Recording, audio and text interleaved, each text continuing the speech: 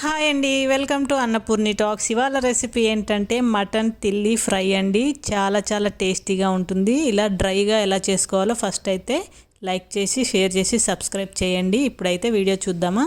First అయితే తిల్లి తీసుకొని మంచిగా వాష్ చేసుకొని ఒక బౌల్లో వేసుకొని కొంచెం వాటర్ పసుపు వేసుకొని ఇలా బాయిల్ చేసుకోవాలండి. బాయిల్ చేసేటప్పుడు అటు ఇటు తిల్లిని తిప్పుకుంటూ మనం బాయిల్ చేసుకోవాలి. అప్పుడు మంచిగా బాయిల్ అవుతుంది.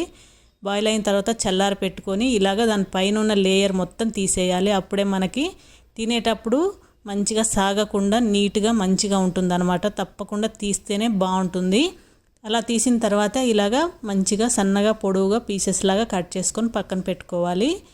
ఇలా కట్ చేసుకొని పక్కన పెట్టుకున్న తర్వాత ఒక పచ్చిమిరపకాయ 2 ఆనియన్స్ సన్నగా కట్ చేసుకోవాలండి. పచ్చిమిరపకాయని ఇలా 4 ముక్కల్లా కట్ చేసుకొని సన్నగా ఆనియన్స్ కూడా స్లైసెస్ లాగా కట్ చేసుకోవాలి. ఇలా కట్ చేసుకుంటే మనకి డ్రైగా చేస్తున్నాం కాబట్టి టేస్ట్ చాలా బాగుంటుంది. అలానే కొంచెం కొత్తిమీర కూడా కట్ చేసుకొని పక్కన పెట్టుకున్న తర్వాత స్టవ్ ఆన్ చేసి ప్యాన్ పెట్టుకొని చెక్క, ఇలాచి, లవంగం, అలానే చిన్న స్టార్ అనీస్ ముక్క, 2 చెంచాల ధనియాలు, 1/2 చెంచా జీలకర్ర వేసుకొని డ్రై రోస్ట్ చేసుకోవాలి. మంచి స్మెల్ వచ్చే విధంగా ఫ్రై చేసుకోవాలన్నమాట.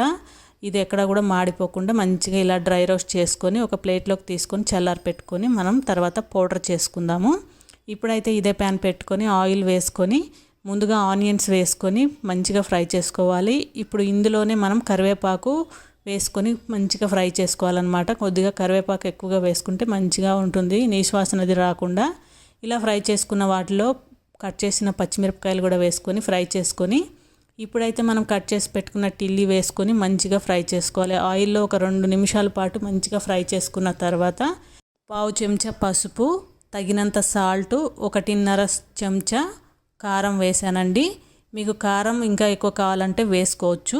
ఇవన్నీ వేసుకొని మరి ఇంకో 2 నిమిషాలు పాటు దీన్ని ఫ్రై చేసుకొని మూత పెట్టుకొని చక్కగా ఈ కారం అదంతా కూడా ఈ తిల్లికి పట్టే విధంగా మనం ఫ్రై చేసుకోవాలి. ఒక 2 నిమిషాలు మూత పెడితే మంచిగా మగ్గుతుందన్నమాట.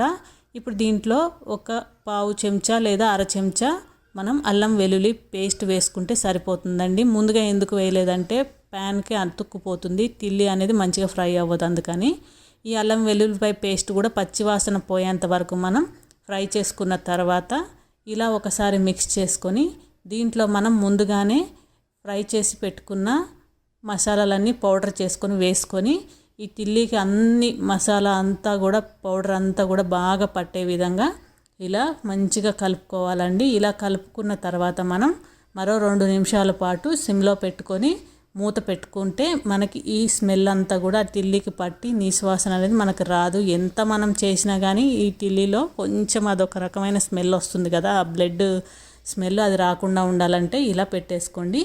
ఇప్పుడైతే రెడీ అయిపోయిందండి. దీంట్లో కొంచెం కొత్తిమీర యాడ్ చేసుకుందాం. ముందుగానే మనం కట్ చేసి పెట్టుకున్నాం కదా, ఈ కొత్తిమీర యాడ్ చేసుకొని కలుపుకొని స్టవ్ ఆఫ్ చేసుకుంటే మన తిల్లి ఫ్రై అనేది రెడీ అయిపోతుందండి. ఇది డ్రైగా ఉంటుంది, మంచిగా ఏదన్నా సైడ్ డిష్ లాగా మనం పెట్టుకుంటే కూడా చాలా బాగుంటుంది. తప్పకుండా ట్రై చేయండి.